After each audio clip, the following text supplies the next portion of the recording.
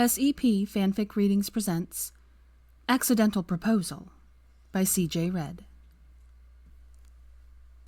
Chapter 4. When Magic is Against You. Someone was pounding on her door, her bedroom door. Hermione looked around and groaned. Ouch. Wine always gave her a bloody sour head. And who was pounding on her door in the middle of the night? Hermione, are you decent? She raised her head and pushed her hair out of her face. What? Theo? Yeah, are you decent? She looked down at Victor's old t-shirt and said, yeah. He threw open the door and came storming in, his face a sight to behold. She sat up immediately, sleep evaporating away. Merlin, Theo, what happened to you? Theo grunted.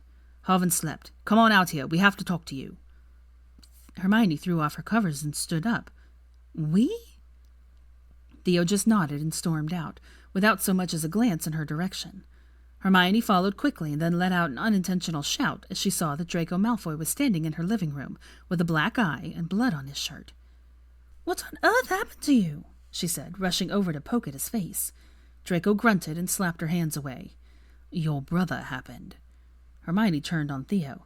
Theodore, why did you hit your friend? Theo shrugged, putting the kettle on and frowning at her. Because he's a bloody idiot. I thought you told me you were decent. Whose shirt is that? Hermione flushed, looking down. Victor's. She whirled around at the angry growl that came out of Draco Malfoy's throat. You're dating him? Hermione frowned in confusion, too tired to snap at him. No, I am not dating anyone. He gave me this in 4th year. I just sleep in it. Draco nodded and then said, Go take it off and burn it. Hermione gasped in outrage. I beg your pardon, you great prat, but I am not going to... Theo groaned loudly, cutting her off. Hermione, go get some clothes on. Please, we have to talk to you. Hermione glared at Draco for another moment, and then rushed out of the room to get changed. She hadn't seen Theo this upset since the day they discovered they were related, and to say that she was concerned about him was an understatement. Added to that was the fact that she had never seen him fight with his friends before. If he had hit Draco, she couldn't imagine what had to have happened. She heard Theo say to Draco, You're really working hard to win her over, aren't you? When she came back out, her brother was waiting for her with a cup of tea ready and a blank expression. She frowned at him and took the offered cup. So why are you both here, bleeding on my floor, at 5 in the bloody morning, looking like neither of you have slept? Theo snorted. No, we haven't slept. He's the bloody one, not me. Hermione grimaced and sipped her tea. Semantics. Someone start explaining why I need to be up this early. She tried to tease but sounded exasperated. Theo smiled at her, still wearing a troubled expression. Draco grunted and quirked an eyebrow at her.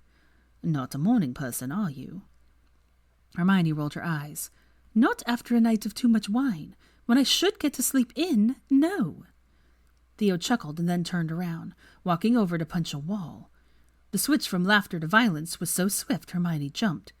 Theo! She rushed over to him and he fell into her arms, shaking. It's all my fault. I should have warned you, told you more about pureblood rules. Hermione looked over at Draco, feeling a bit helpless, and said, Rules? Theo, what's happened? Draco cleared his throat. I forgot you were not. Stupid, I know, but I forgot you were a pureblood. Hermione's eyes widened and she said slowly, I forget all the time. It's no problem. Theo groaned and hugged her tighter before he said raggedly, But it is. It's a huge problem because you two were just joking, but the magic doesn't realize that. It doesn't judge intent. It takes the words at face value. Hermione shook her head. Theo, I have no idea what you are talking about. Did you hit your head? Draco snorted. No, he hit my head. Hermione moved her brother to the love seat. Okay, can someone just tell me what magic you're talking about? What's bloody happened? We can figure it out, Theo. We can fix it. Draco winced and said quietly, We've been trying all night. Hermione let out an angry sigh. Okay, start at the beginning and walk me through it. We will figure it out. Theo, please stop apologizing and tell me what is going on. Theo sat up, his eyes a bit haunted. You're engaged. Promised. You haven't intended. She frowned, shaking her head. What are you talking about? Something in the will? Theo shook his head. No. It was when you made that comment about marrying a pureblood 28th son as rich as us. When Draco accepted, it was sealed.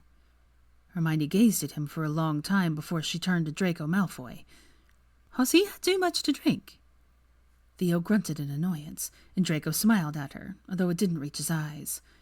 No, but I did, and I am very sorry. Hermione nodded, not doubting his sincerity. He looked almost ill with regret. She couldn't remember ever seeing this particular expression on Draco Malfoy's face. Gone was his usual cockiness. He actually looked rather scared. Her first priority was her brother, and figuring out what on earth he was talking about that had him so upset. But Draco was the one talking while Theo just glared at him. You see, I am the only pureblood son who fit your description. And I knew you didn't mean it. I mean, obviously we never got on. Hermione nodded. Well, yes, we never did. She was far too tired to keep up with this, because she had no idea what he was talking about. Of course they never got on. Draco ran a hand through his hair. And I wasn't remembering you were a pureblood, so I just accepted your proposal to be a shit. It was meant to be a lark. Hermione gave him a soft smile. Well, it was rather funny, she said, remembering that she had gone to bed still laughing about it. Draco shook his head. Except that it wasn't. You see, in our world, when two people declare intentions like that, and it's not forced, it awakens a spell that is tracked by the Ministry, and their engagement is announced. Hermione finally understood his brother's horror. Oh, no! The Ministry thinks you and I are engaged! Draco nodded, his face going weary. Well, everyone is going to think that soon. We found out that the office that used to monitor this type of magic and check into it was closed down due to the war. Now it's just assumed the engagement is valid, and the note goes straight to the prophet. Hermione felt all the blood drain out of her face. So, we have to get them to retract it. Theo shook his head, his face full of anger.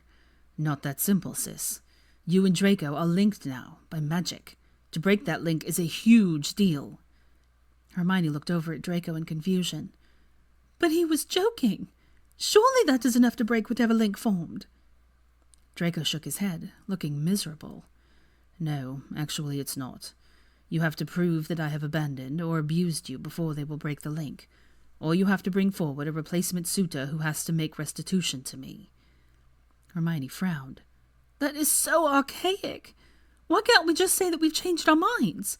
We never meant it in the first place. Theo grunted. That's just not how it works. Hermione sat back angrily and then said, Let me get this straight. Draco and I are engaged, bound by magic, and I can't just buy my own contract or say no thank you. Theo shook his head. No, and whoever you bring forward as a suitor will be bound to you next.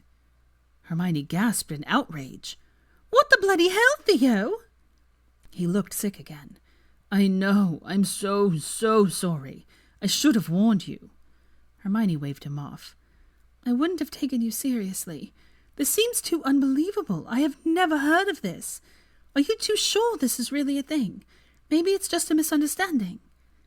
Both of them looked at her and shook their heads before Theo said slowly, It's a pureblood thing, a really ancient custom amongst the old houses.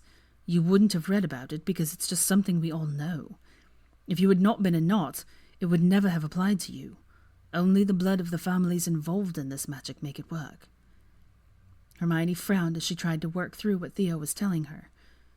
So, it's an ancient type of blood magic? Theo nodded, looking even paler. It's a covenant. She nodded and felt her stomach start to flip.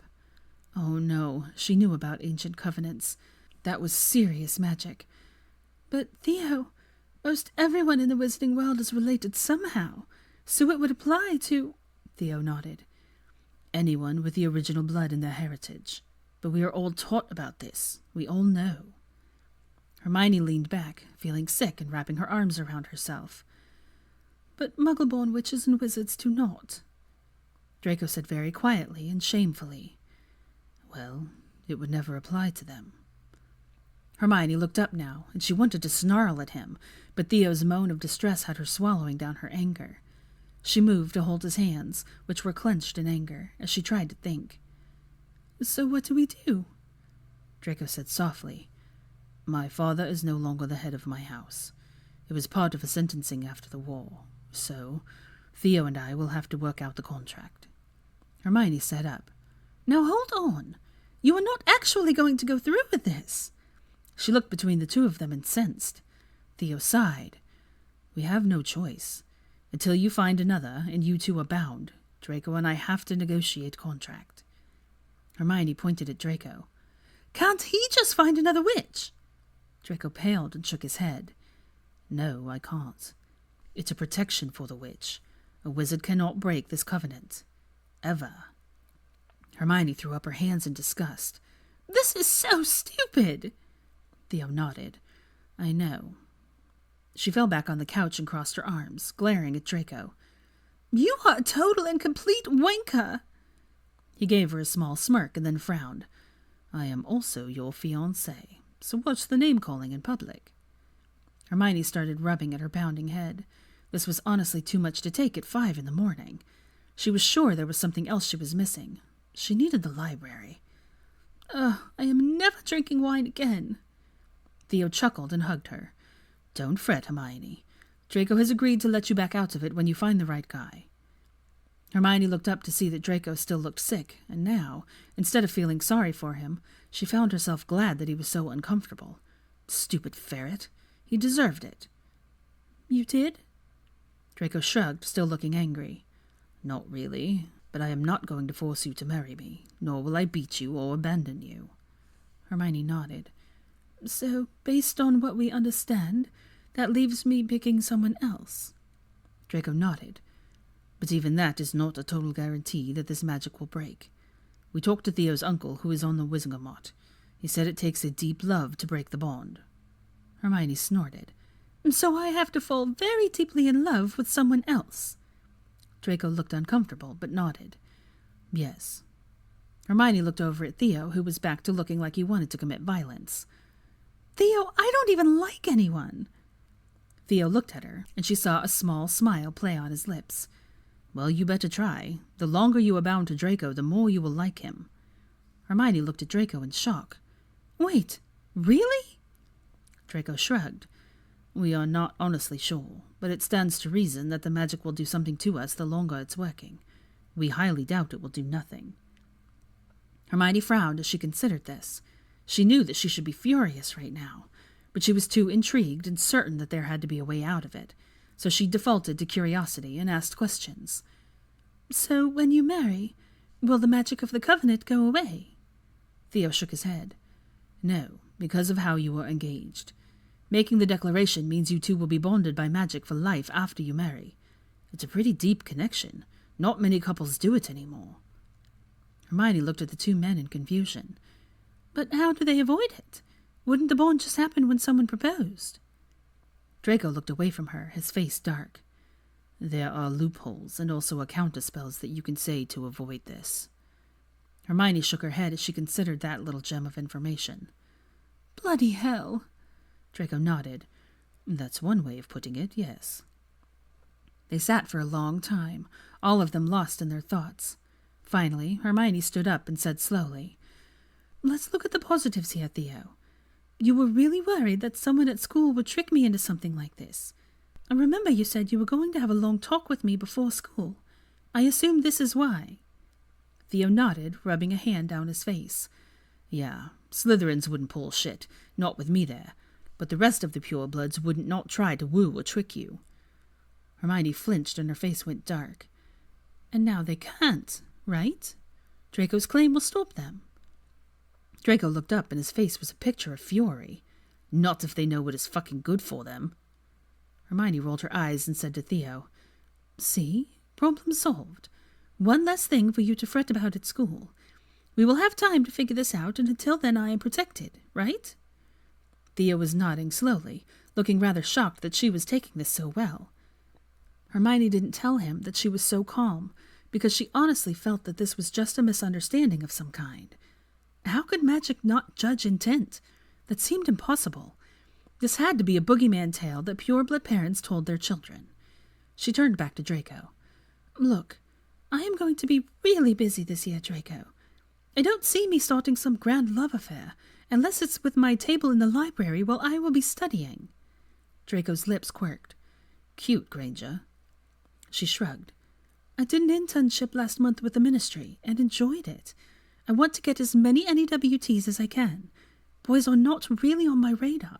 Even very handsome rich ones I might be engaged to. Draco frowned and stood up. Oh, you are most definitely engaged to me. And there was the cocky Malfoy she knew and adored. Git. Hermione tilted her head at that. Not without a bloody ring, I'm not. I don't care what the magic says. Theo sputtered a laugh. Oh, she is a knot, all right. Draco glared at Theo and then back at Hermione and said, Fine, I will see you two later. Then he slammed out of the flat. Theo sat back, crossing his arms. He is off to his vault to get you a ring. Hermione looked over at him and rolled her eyes. Don't be ridiculous, Theo. Can we go to breakfast and get an early start, or do you want to take a nap? I am not dealing with this nonsense any more today.